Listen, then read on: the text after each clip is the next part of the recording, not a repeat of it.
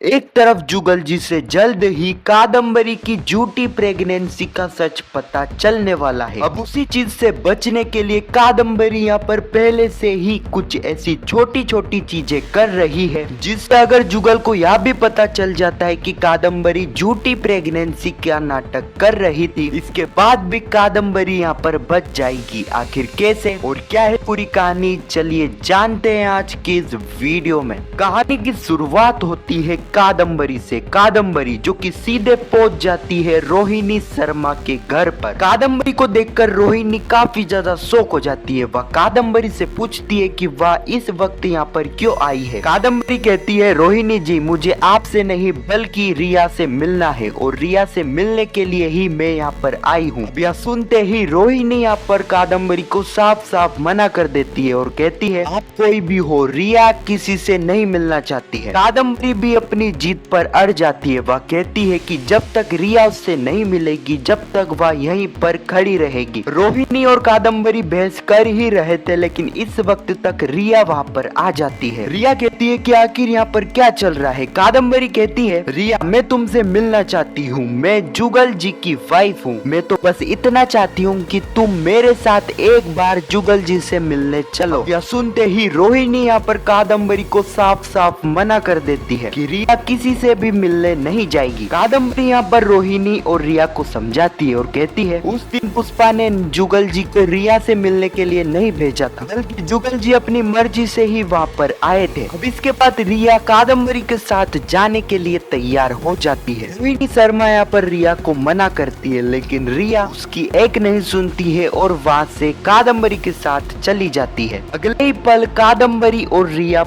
जाते हैं बापुदरा चौल में। उसी वक्त पुष्पा भी बाहर रहती है और पुष्पा रिया को देखकर काफी ज्यादा शॉक हो जाती है। रिया के पास आती है और उससे पूछती है कि वह इस वक्त यहाँ पर क्या कर रही है। रिया तो यहाँ पर जवाब नहीं देती है, लेकिन कादम्बरी पुष्पा को बता देती है कि वह उसको लाई है जुगल जी से मिलाने के लिए। पुष्पा यहाँ पर रिया से बोलने की कोशिश करती है, लेकिन यहाँ पर रिया पुष्पा से बोलती ही नहीं है, क्योंकि रिया को अभी भी यही लग रहा है कि पुष्पा का उसके पिता यानी कि राजवीर शास्त्री से चक्कर चल रहा है। रिया के इस व्यवहार को देखकर पुष्पा भी काफी शॉक हो जाती है। उसे समझ नहीं आता कि आखिर वह उससे क्यों नहीं बोल रही है। अगले ही पल रिया और कादम्बरी पहुंच जाते हैं जुगल के पास। अब जुगल रिया को देखकर काफी खुश होता है। रिया जाते से ही जुगल से पूछती है, जुगल अंकल मैं आपसे जब पहली बार मिली थी, जब भी मुझे आपसे मिलने के बाद यह एहसास हुआ था कि आप मेरे अपने हो, लेकिन आपने मेरे साथ गलत करा है। आप उस रात पुष्पा के कहने पर ही मुझसे मिलने के लिए आए थे। जुगल रिया को समझाता है। वह कहता है कि उस रात वह उससे मिलने के लिए पुष्पा के कहने पर नहीं आया था और पुष्पा इतनी रात को तुमसे मिलने के लिए मुझे वहाँ पर क्यों भेजेगी। जुगल के मुंह से यह बात सुनने के बाद रिया को इस बात पर यकीन हो जाता है कि उस रात पुष्पा ने जुगल को उससे मिलने के लिए नहीं भेजा था। अब ये सारी चीजें करी थी कादम्बरी ने। कादम्बरी को यह पता है जुगल रिया को अपनी बच्ची की तरह मानता है और अगर वह रिया को उससे मिलाने के लिए आएगी तो जुगल यहाँ पर काफी खुश होगा। और होता भी कुछ ऐसा ही है। कादम्बरी यहाँ पर इन छोटी छोटी चीजों से ही जुगल का दिल जीतना चाहती है। धीरे धीरे वह इसमें कामयाब भी होने लगेगी।